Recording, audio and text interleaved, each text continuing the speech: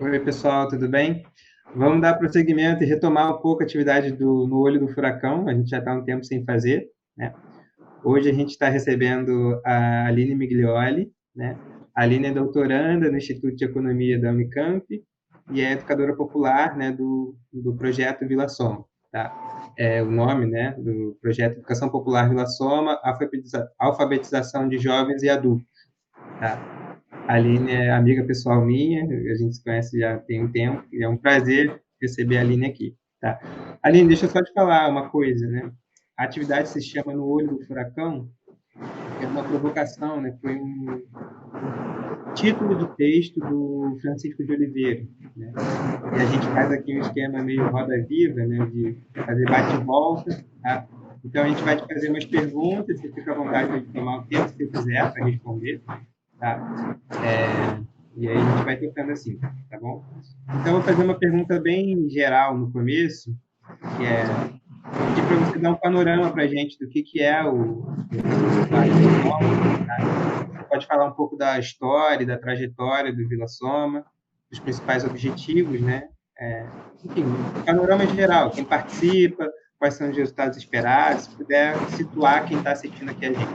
Tá? Obrigado, Aline. Tá bom. Eu que agradeço. Bom dia, boa tarde, boa noite aí. Obrigada, Jaime. Obrigada, Patrick. Bom, o projeto do Vila Soma é uma longa história, assim, e é uma história que se cruza com a própria ocupação do Vila Soma. A ocupação Vila Soma, ela fica aqui em Sumaré, é uma das maiores ocupações urbanas do Brasil, então ela tem, quer dizer, a gente fala esse dado há 5 anos, né? Eu imagino que hoje em dia seja muito maior, mas quando a gente chegou no Vila Soma com o projeto de educação, ela tinha 2.500 famílias, e isso dava mais ou menos umas 10 mil pessoas. Eu não sei esse dado atualmente, mas eu imagino que seja muito maior. E ela é uma ocupação urbana que ela aconteceu num terreno de uma fábrica com esse mesmo nome, chamado Fábrica Soma, que estava desocupado e inativo e devendo IPTU há mais de 10 anos.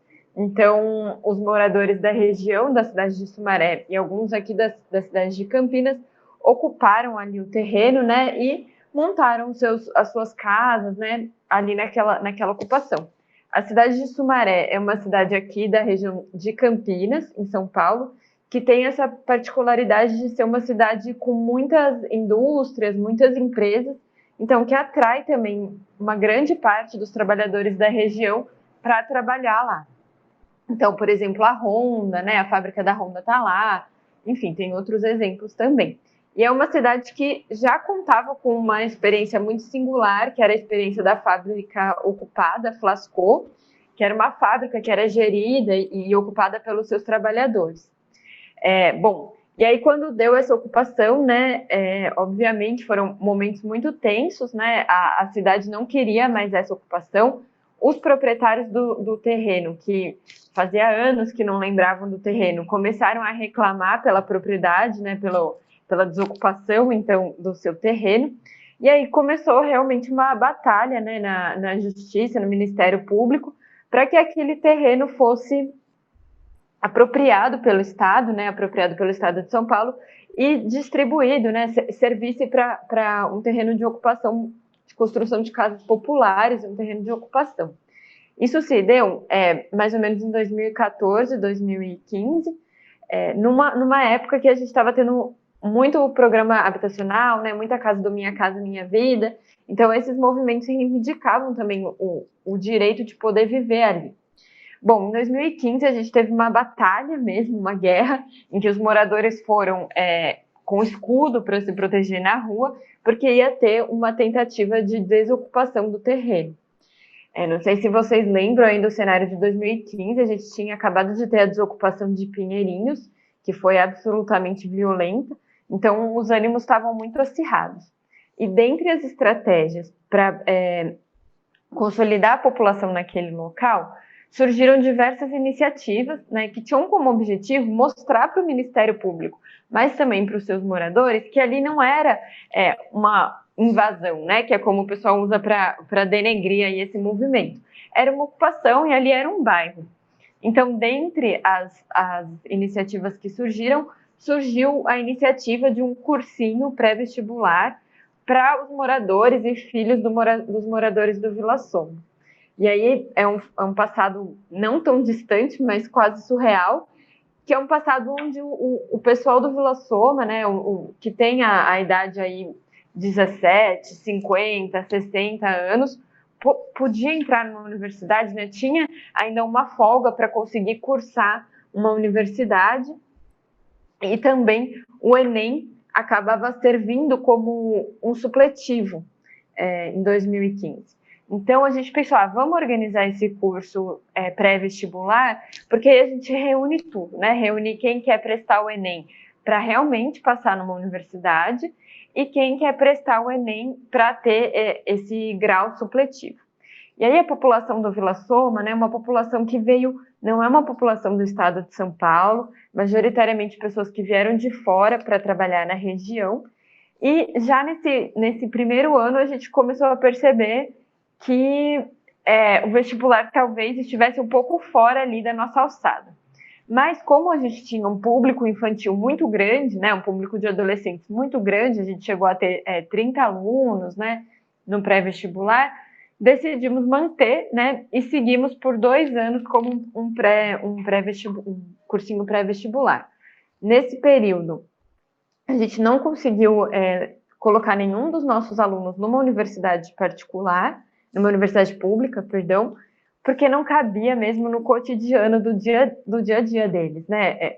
Teria que ser ou a Unicamp, que fica a meia hora dali e que incorre em custos de transporte e de vivência que eram altos demais para os nossos alunos, mas também porque era impensável, né? A partir de 2016, ainda mais impensável poder fazer um curso universitário, né? Sem ter que trabalhar, sem ter que ajudar a família. Isso foi uma constante ao longo da nossa história, né? E foi se aprofundando aí quanto pior era o desempenho da economia. Bom, mas nós conseguimos algumas vitórias, assim, né? Que foram muito importantes para a gente. Primeiro, a gente conseguiu que os nossos alunos, através do sistema de financiamento do Estado, né, do ProUni, conseguissem entrar em universidades particulares. Então, a gente teve alunos em universidades de teologia, de própria educação, tivemos alunos que foram para a área de segurança do trabalho, e se fomentou ali também, né, junto desse espaço, como chegavam muitos alunos, né, que provavelmente, que na maioria tinham filhos pequenos, né, a gente acabou que aquele espaço, né, que era um barracão que nos foi cedido pela organização do movimento, virou um espaço cultural e de educação. Então, além do cursinho pré-vestibular, a gente começou com a atividade de ciranda para crianças. E aí isso foi se expandindo, virou um cine-debate para as crianças da região. Bom, a partir de 2017, o cenário econômico, político já tinha dado um giro, né, uma cambalhota, e o cursinho pré-vestibular já não era nenhuma possibilidade, assim, já não estava no horizonte de ninguém ali da ocupação, né? Então, a gente começou a olhar para as demandas que chegavam para a gente, das pessoas que passam ali pelo barracão ou pela própria coordenação do movimento, e percebemos que, com a desvinculação do Enem, enquanto um certificado de supletivo, ainda assim permanecia a necessidade do supletivo. Então, em 2017, a gente começou um curso de supletivo, né, para os alunos prestarem a prova do Enseja, que é aquela prova unificada nacional. E aí a gente teve bastante sucesso, mas chegando, né, na sala de aula, a gente percebeu que a gente estava reunindo ali pessoas com uma quantidade, né, de conteúdo, enfim, né, com desempenho muito diferente, mas que muita gente ali estava com problema de ler. Então a gente começou a conversar, começou a se dar conta de que a gente precisava dar um passo ainda mais atrás e começar um curso de alfabetização de jovens e adultos. E aí, em 2018, a gente se reuniu, né, esses professores, e reestruturou o nosso projeto. Então, a gente se aproveitou aqui dos professores da Faculdade de Educação, né, alguns professores que já estão aposentados, mas que têm experiência no ramo. Estudamos um pouco, né, com muito receio do que a gente ia fazer, mas com esse estímulo delas para que a gente realmente começasse esse curso de alfabetização. E aí, realmente, assim, né, a nossa sala de aula mudou, a gente começou a ter um público mais velho, né, mais vivido, vamos dizer assim, mas um público maior. E a gente está, então, desde 2018, como um curso de alfabetização de jovens e adultos. E aí nós somos um projeto, né, um coletivo composto por estudantes universitários, né, a gente conseguiu, às vezes, né, alguma endogeneidade, ou seja, que os próprios moradores do Vila Soma se engajassem nas nossas atividades, mas temos um vínculo umbilical com a Unicamp. Por isso, em 2 momentos, nós fomos projetos de extensão oficiais da Unicamp, recebendo verba, né, recebendo todos os auxílios. Primeiro, quando a gente era um cursinho pré-vestibular. Então, nesse nosso primeiro ano, a gente teve o apoio da Unicamp, saímos até no jornal da Unicamp aí. E agora, nesse último ano, 2020, nós recebemos de novo o auxílio como um projeto de alfabetização. Acho que o panorama bem resumido é esse. Excelente, Aline. Já vou passar para o Patrick. Patrick, estudante aqui do Instituto de Economia. Boa noite, Patrick. Boa noite, gente. Bem-vindo, Aline, novamente. Obrigado por estar com a gente. O que eu ia perguntar para você, analisando um pouco o que você falou agora sobre esse resumão excelente, o Clóvis Moura, um dos maiores intelectuais que a gente já teve no Brasil, no livro Dialética Radical do Brasil Negro, 1984, ele faz uma análise dos movimentos de São Paulo, ali na década de 80, 90, e constata que existiam, eu acho que a gente pode dizer que ainda existem, 2 universos presentes nos movimentos negros. Movimentos subalternizados como um todo. Um universo letrado, um universo plebeu. Ele diz que esses universos coexistem, mas não se transformam em força transformadora, eles não se chocam, não se unem. Eu acho que essa reestruturação do Vila Soma pôde captar essa questão. Parece que vocês conseguiram captar muito bem essa questão e pôr em prática essa construção dessa ponte necessária.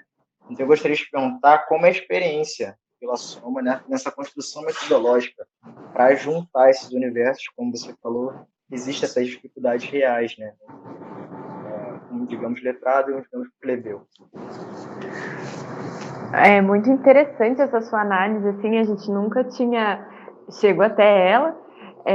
Eu acho que o Vila Soma expressa isso, né? E a nossa trajetória, enquanto coletivo de professores, foi um pouco de descobrindo isso, porque num primeiro momento você chega num espaço onde as pessoas, todos os moradores ali estavam completamente politizados. Então, eles tinham uma dimensão prática do que era luta de classes ou dos movimentos, dos problemas que estavam passando por eles, né? E aí, aos poucos, a gente foi se dando conta de que todo esse conhecimento, ele não se traduzia num conhecimento tradicional, né? Da pessoa letrada, da pessoa alfabetizada, com conhecimento formal da escola. E é muito curioso, assim, né? Porque apesar de ter tido algumas influências externas, né, nós mesmos chegamos por um movimento chamado Brigadas Populares, ali no Vila Soma, tinham alguns partidos políticos, né, existiam essas pessoas de alguma forma auxiliando o movimento, muito dali foi endógeno. E eles conseguiram manter uma organização de uma ocupação que é gigante, organizando as lideranças de rua, organizando os espaços de assembleia, né? Então, com um conhecimento tácito que é gigante, assim, né? Mas, para gente que vem de fora, às vezes é quase impossível pensar, né, que tudo isso, essa organização, todo esse conhecimento, pode vir de pessoas que não estão escrevendo, né, que não escrevem uma mensagem no WhatsApp. Então, a gente foi, a nossa trajetória foi de se aprofundando aí para de fato entender, né, que grande parte dessa luta, desse motor, desse movimento, não era letrado, né? Então, acho que a nossa trajetória, de fato, vai revelando isso, né? E para a gente vai sendo uma surpresa, mas também muito óbvio, né? Se eu tivesse lido o Clóvis Moura lá atrás, talvez mais óbvio ainda. Não sei se eu te respondi ou se eu me perdi aqui.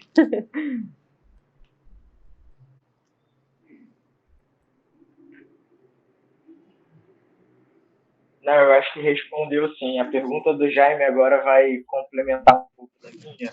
Aí vai jogar um pouco para a questão metodológica em geral. Vai lá, já.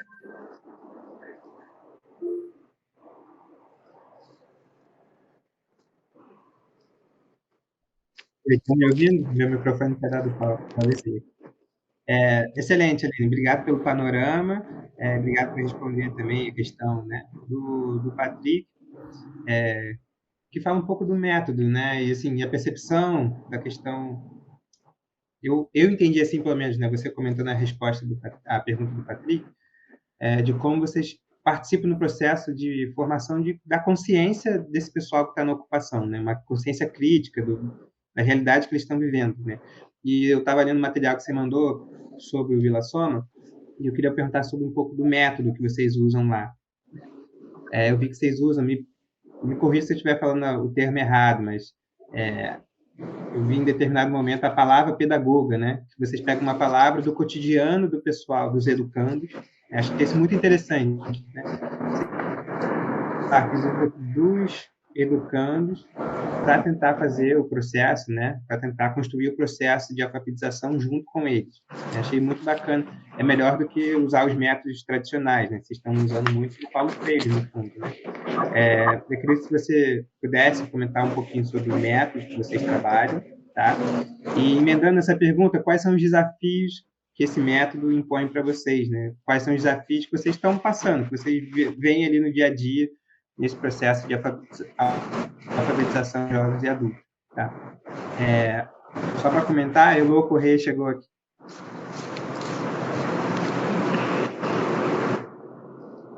Gente, oi. Eu acho que. Será que é o meu? Eu acho que ele travou, mas oi. Boa noite. Deu para ouvir a pergunta, Aline, outra vez? Deu sim. Tá. Então pode Beleza. ir. Bom, sobre o método, né? Acho que você conseguiu dissecar bem ao método do Paulo Freire, mas a nossa trajetória, assim, foi uma trajetória de uma aproximação sutil e meio orgânica ao próprio método, assim. Mesmo quando a gente estava acho que quando você sai da universidade, né, e você vai para uma ocupação ou para qualquer outro espaço, você se dá conta de que as ferramentas que você tem não são sempre as mais adequadas, né? Então, durante todo o momento, né, que nós fomos um cursinho pré-vestibular ou que nós fomos um Enseja, a gente percebeu que não adiantava a gente chegar com a nossa versão da história, né, e querer que eles aprendessem a partir dela. Então, a gente já logo no começo, assim, tentou, mesmo para os conteúdos do vestibular, né, que são super maçantes e tem pouco espaço para você refletir, a gente sempre teve esse cuidado de tentar enxergar a partir da realidade deles e colocar os conteúdos problematizando na realidade dos próprios alunos, né, com uma vantagem gigante deles serem alunos altamente politizados. Então, que muitas vezes, né, existia esse espaço para onde a gente podia inserir ali as pautas. Então, nesse sentido, né, a gente já foi tentando adaptar aí o método do Paulo Freire para o próprio vestibular sem ter um conhecimento explícito aí sobre a obra do Paulo Freire. Quando a gente foi trabalhar com a alfabetização de jovens e adultos, não éramos um conjunto de pedagogos, nem de professores da rede pública que têm um conhecimento sobre a alfabetização, enfim, né, éramos das mais diversas áreas do conhecimento, nenhuma quase relacionada com educação. Mas, né, a gente se reuniu com um conjunto de professores e a gente expôs, né, duas professoras que são alfabetizadoras aqui da cidade de Campinas, e a gente expôs nosso problema, né? A gente falou, olha, não tem como a gente chegar lá com uma cartilha e pedir para os alunos escreverem uva 500 vezes. A gente sabe que essa não é a realidade deles, né? E que não faz sentido você fazer isso para pessoas adultas, né? Porque tem uma diferença muito grande de você alfabetizar criança, onde o espaço lúdico é muito mais atrativo, né, para você captar atenção, e você alfabetizar adultos com uma trajetória de vida que é muito diferente, né? Enfim, que é muito dura, uma realidade material que é muito difícil. Então, a gente trouxe esse problema para elas. E aí elas falaram, bom, então, parabéns, vocês vão ter que encarar o Paulo Freire agora. E aí a gente deu uma estudada, assim, de maneira muito pragmática, estudamos o que foram as aulas dele, né? Pegamos várias cartilhas que foram elaboradas por ele ou pelos seus seguidores, vamos dizer assim, e falamos, bom, então a realidade é que a verdade é que a gente precisa partir da realidade concreta deles, né? Do cotidiano deles. E assumir mais do que isso, né? Não assumir uma postura como se nós fôssemos os detentores do conhecimento, que vamos lá levar um conhecimento. A gente vai construir isso de maneira compartilhada. E isso já é uma dificuldade a priori, né? Porque a gente está falando de uma ocupação que fica do lado da Unicamp, onde estão os professores, né? E tivemos algumas experiências, né, de outras organizações ou mesmo professores que foram lá e nesse papel de professores acabaram não conseguindo transmitir a sua mensagem para eles. Então, esses episódios já foram fomentando na gente essa crítica, né, de que, bom, não dá para você ir com um material, um filme, um texto e esperar que eles compreendam do que você está falando, né, se não é a realidade deles. Então, esse foi um desafio muito grande para a gente desconstruir dentro da gente, mas neles também, que é o desafio da autoridade do professor.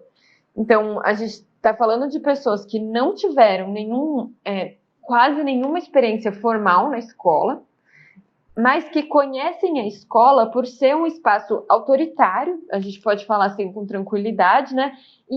Hierarquizado. Então, em muitos momentos, nós somos tratados como superiores ali naquele espaço, porque a gente detém o conhecimento, né? Existe um certo autoritarismo relacionado à figura do professor. E aí a gente teve que fazer todo um trabalho, né, iniciar a alfabetização para desconstruir essa ideia de que, enfim, né, somos esses seres divinos que temos um conhecimento. E isso é feito, né, através da gente mostrar para eles que eles têm um conhecimento que a gente não tem. Tem uma prática e uma vivência, enfim, né, tem os saberes deles que a gente não tem. Mas é um desafio que a gente tem no dia a dia, né? E o método Paulo Freire, né, traz consigo também esse desafio por ele ser diferente. Então, na nossa terceira ou quarta aula, a gente foi perguntado, tá, e quando é que essa converseira aí vai acabar e a gente vai começar a ter lousa, caderno, ditado? Então, demorou muito para eles confiarem que aquilo que a gente estava fazendo, né, na sala de aula, que o fato deles trazerem a palavra, deles formarem as palavras, era aprender, né? Aquilo era aprender, montar mapa, montar palavra, coisas lúdicas ou conversas mesmo, né? Aquilo era estar aprendendo. Então, pensando assim, né, de todas as dificuldades, a gente pode elencar a nossa dificuldade material mesmo para tocar o curso, mas eu acho que essa dificuldade de romper com o que está no imaginário das pessoas sobre escola, né, e sobre o que é o aprendizado, eu julgo que é o maior deles, assim, é o mais difícil e é o que bota a nossa cabeça para pensar toda a reunião do coletivo. É isso, né? Só fazer um comentário antes de passar para o Patrick de novo. Isso, né? A estrutura da escola que a gente tem, da escola que eu digo escola, universidade, enfim, cursos técnicos, no geral é muito hierarquizado mesmo, né? Não é incomum a gente ver salas com tablado, né? Que o professor fica no nível acima dos estudantes, ou a professora, né? É um negócio bem que chama bastante atenção, né? E esse método é curioso porque tenta mostrar que não, é uma relação de construção conjunta e de troca, principalmente de troca. É isso.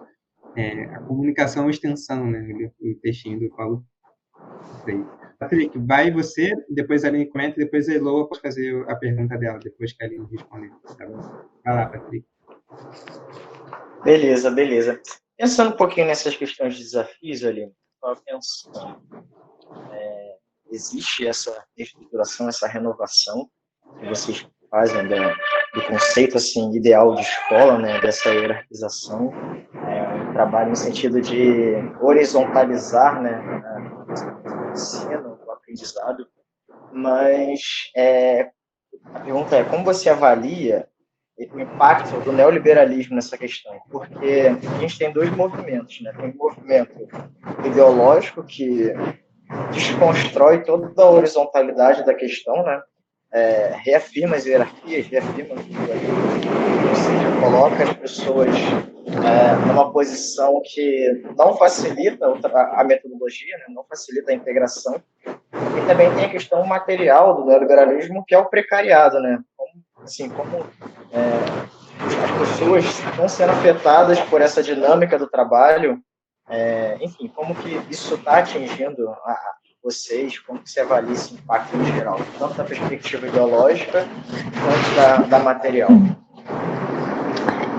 Essa é uma questão, assim, que é um pano de fundo, mas eu acho que é fundamental, né? Quando eu estava contando a trajetória, na verdade, é uma forma de narrar também, né? Como é que isso foi condicionando as nossas próprias ações, né? Então, você começa com a possibilidade de uma pessoa moradora de ocupação talvez entrar numa universidade, ainda que seja financiamento, ProUni, e aí a gente termina sem nenhuma perspectiva, né? A condição material dos nossos alunos é o que dita o nosso ritmo. Então, a gente sabe que não adianta, né, eu falar para o pessoal, você vai fazer 500 lições de casa, porque o dia a dia dos nossos alunos é de bico atrás de bico, né? Então, e de nenhuma segurança social, né? Nenhum acesso a nada. Com um agravante, né? Que se a gente parar para pensar, todos os direitos burgueses, né, são direitos conquistados com base no endereço. Então, o seu posto de saúde depende do seu endereço, a escola que você frequenta depende do seu endereço, enfim, né? Tudo é baseado onde você mora. E os nossos alunos, enquanto aquele terreno não é regularizado, eles não existem. Eles não existem para a segurança social, para os serviços sociais, porque eles não têm endereço. Então, quando a gente fala em sala de aula, né, existe um espaço de alfabetização e de aprendizado, mas muitas das questões que a gente trabalha, né, mesmo na leitura, é como ler esses documentos, né, que chegam para eles, mas ler o endereço, porque muitas vezes eles têm o endereço de um amigo do vizinho, que eles usam, né, para poder usar, né, para poder usar um posto de saúde, por exemplo, mas muito do nosso trabalho com eles é tentar equacionar esses problemas cotidianos, né? Então, é ler um remédio, é dar uma informação correta, porque muitos deles não sabem que eles têm direito ao posto de saúde da cidade de Sumaré. Então, na medida, né, em que as condições foram ficando mais duras, começaram a rarear os trabalhos, né, os bicos, o nosso papel foi também sendo puxado aí para atender essas demandas, que é uma demanda de orientação, né, uma demanda de poder, enfim, né, ajudar nas coisas mais básicas da reprodução do ser humano, né? Então, eu acho que não tem como pensar a nossa história no Vila Soma sem pensar nisso, né? Sem pensar nessa destruição, né, nessa terra arrasada que são os direitos sociais hoje, assim. E aí tem um outro ponto, né, que é o ponto que a gente está tentando levar um ambiente mais horizontal possível, né, nos limites do que é possível fazer ali, e a gente enfrenta, né, no cotidiano, o próprio discurso neoliberal. Então, para a gente é muito difícil conseguir fazer esse debate com eles, porque somos nós, né, que temos uma outra noção, uma outra visão de mundo, né, tendo que concorrer com o discurso de se eu venci na vida, né, se eu consegui é porque eu mereci, porque tem muito vagabundo, porque tem muito... Então, para a gente é quase assustador, né, mas o nosso trabalho na sala de aula também é desconstruir isso, né, desconstruir essa visão neoliberal de empreendedorismo, porque essa não é a solução, né? Então, e é muito doido como isso está muito presente no cotidiano ali, né? Então, a gente está falando de uma ocupação que é um corpo orgânico, né? Todo dia tem um negócio novo, tem um cabeleireiro, uma igreja, uma academia, um negócio novo. E que a gente tem um trabalho muito sutil de tentar conversar com eles, né? Para dizer que não é bem assim, né? Que o que falta são outros direitos, né? São outras coisas. a eleição deixou isso muito evidente para a gente, né? Eu sei que faz tempo, a eleição de 2018, mas deixou muito evidente para a gente como a politização, né, para uma pauta específica, que é a pauta da moradia, né, não é uma a dificuldade de transformar isso numa pauta mais geral, assim, né, de um projeto político diferente do projeto do atual presidente da República. Então, essas contradições também aparecem no nosso cotidiano da sala de aula, e o nosso instinto primeiro é evitar o conflito, né? É evitar dizer o que é certo e errado. Mas a gente tem completa noção que faz parte da nossa tarefa também de estar ali, né? De tentar desconstruir isso com eles, né? Fazer frente também a essa narrativa que eles sustentam, porque é a narrativa que mina eles de ter acesso aos próprios direitos, enfim, né? Direitos mínimos. Então, eu acho que é isso, assim, a pauta, né, do neoliberalismo e toda essa reversão da nossa política, né, todas essas, enfim, né, a PEC 95, tudo isso soma para a gente como um desafio a mais a ser enfrentado ali no Vila Soma, né? Excelente, Aline. Eloa, pode fazer favor?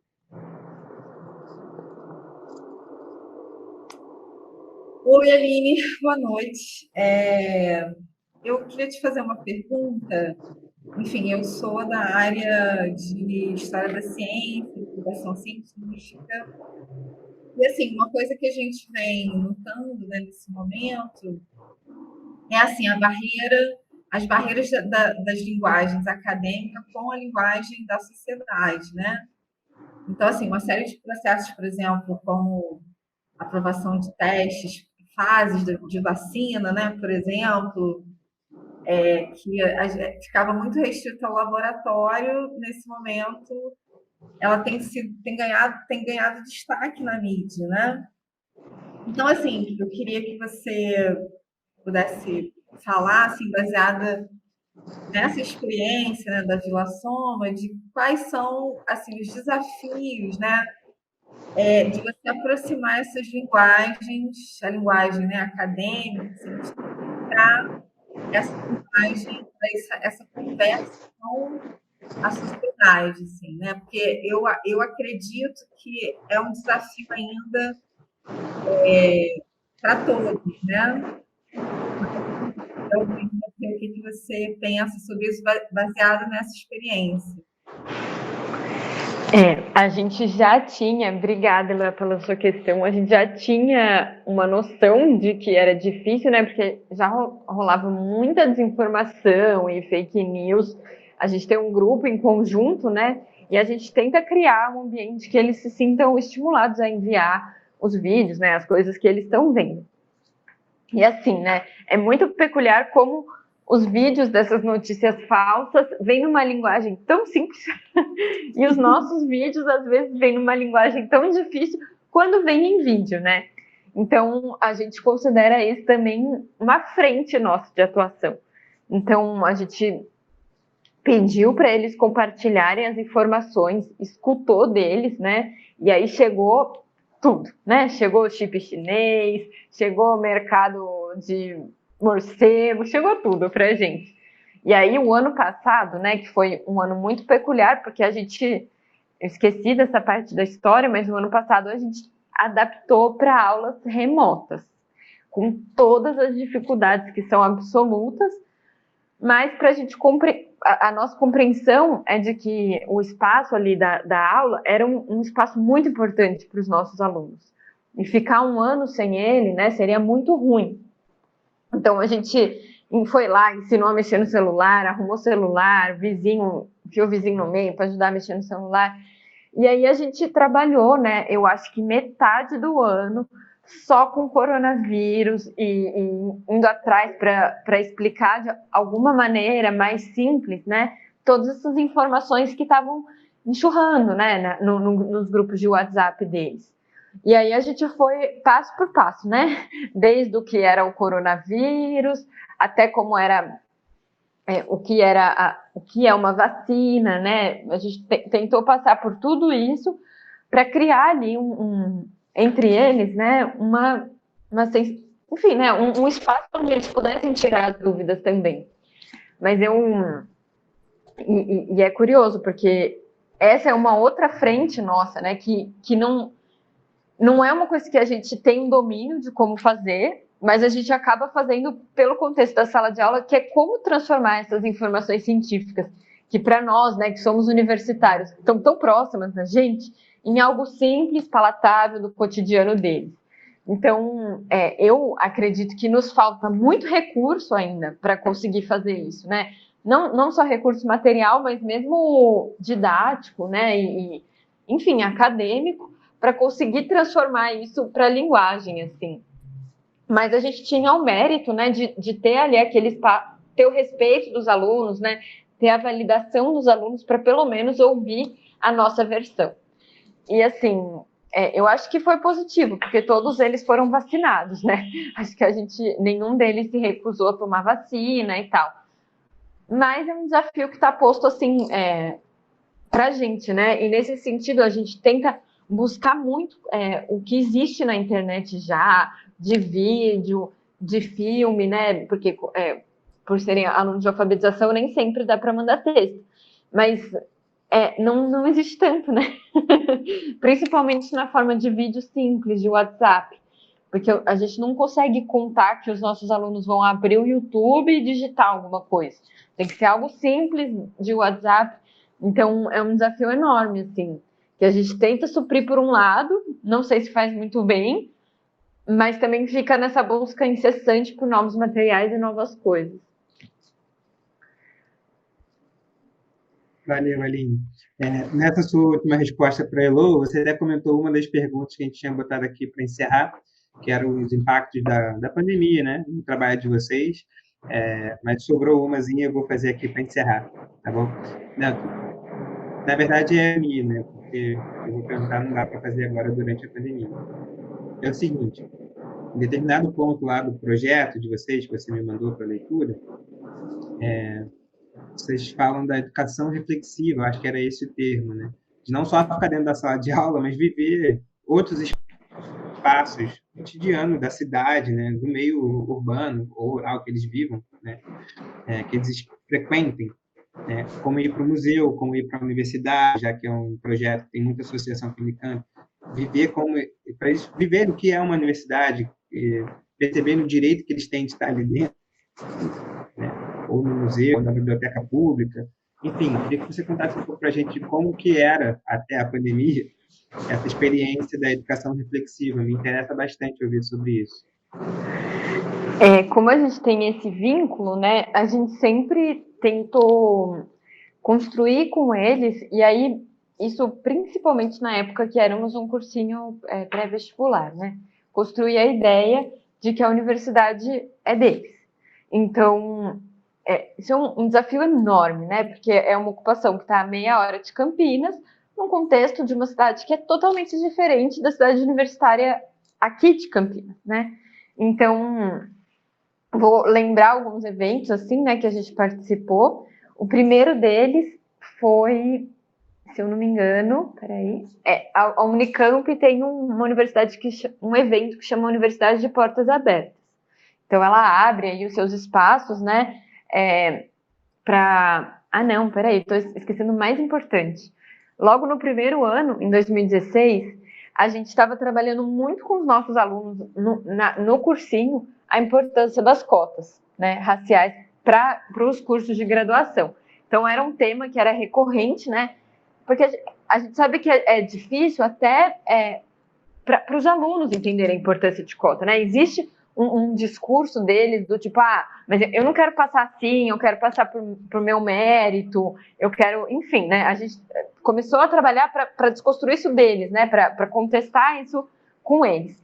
E aí, em 2016, começou uma mobilização muito grande aqui na Unicamp pela aprovação das cotas raciais para cursos de graduação.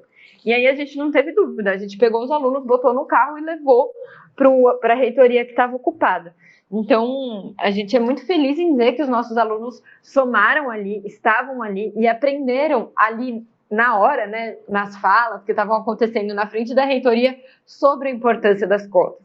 E foi um momento, assim, para a gente maravilhoso, né? Porque a gente, não só eles estavam lá aprendendo ao vivo, né? Mas também estavam sentindo que eram parte dessa política, né? De alguma forma. Bom, no ano seguinte, a gente então levou os alunos para essa feira que a Unicamp faz e abre os seus cursos e mostra um monte de atividades, né? O intuito é que o aluno de ensino médio ou o aspirante a universitário possa conhecer um pouco dos cursos, fazer atividades práticas. E a gente, de novo, né, levou nossos alunos, acho que 2 anos consecutivos, passou por todos os institutos, eles fizeram todas as perguntas que eles queriam fazer, passamos um dia juntos, né, na Unicamp, conhecendo e debatendo sobre a universidade. E aí a reação deles foi muito positiva, assim, no sentido de se sentir parte mesmo daquilo que a gente estava promovendo, né? Daquela excursão e de olhar para a universidade como uma possibilidade e como uma coisa, não um monstro de 7 cabeças, né? Não uma sala onde fica todo mundo fechado, trancado. Começaram a ver mais a relação entre a universidade e a sociedade, né? De alguma forma.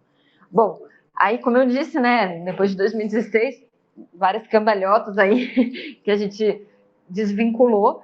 Mas a gente sempre tentou trazer os alunos para eventos, né? Então, eventos da geografia que eram mais práticos, né? Com relação a períodos históricos específicos, a mostra de osso de dinossauro, enfim, tudo isso que a Unicamp promovia, a gente tentava levar a eles, né? Porque no nosso entendimento, enquanto projeto de extensão, eles são também, de alguma forma, alunos da universidade, né? Ainda que indiretamente através da gente.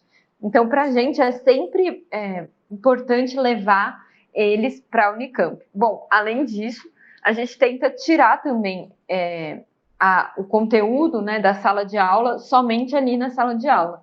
Então, para a gente, o espaço mesmo da Vila Soma, né, as suas quadras, enfim, né, tudo que existe ali em volta, assim como tudo que existe na cidade de Sumaré e na cidade de Campinas, é conteúdo para a gente, né? É uma fonte de debate e de aprendizado.